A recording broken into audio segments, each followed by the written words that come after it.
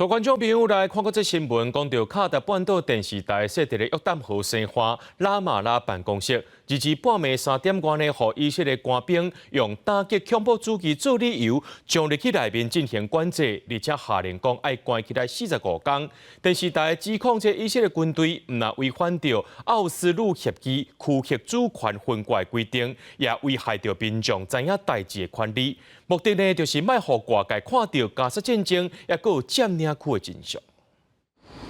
在约旦河西岸的拉马拉，按照奥斯陆协议的规定，是隶属巴勒斯坦的自治政府管辖范围。日前透早，以色列军队规大阵封锁半岛电视台大楼四周围的街路，全身武装的士兵破坏办公室入口，强走入去。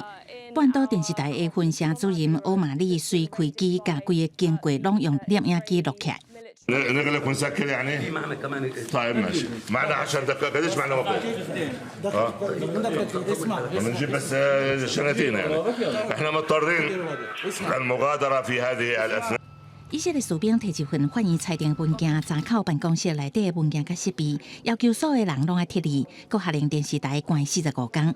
纳坦雅胡政府今年5月也用同款的手段，爱半岛设置东耶路撒冷的办公室关45天。今年已经4届点延，不过这无影响半岛伫西岸也是加沙两地的播出。持续报道以巴的冲突，半岛指控以军的做法，唔但违反奥斯陆协议区域主权划分的规定，佮公开危害大众的权利，目的是为了要互外界看到加沙战争甲占领区的真相。联合国秘书长发言人对这代志表达正式的关心。We're very concerned anytime, anywhere in the world, media offices get closed, especially in conflict areas. The journalists are the eyes and ears of the world, and they need to be able to do their job free from harassment or any other type of impediment.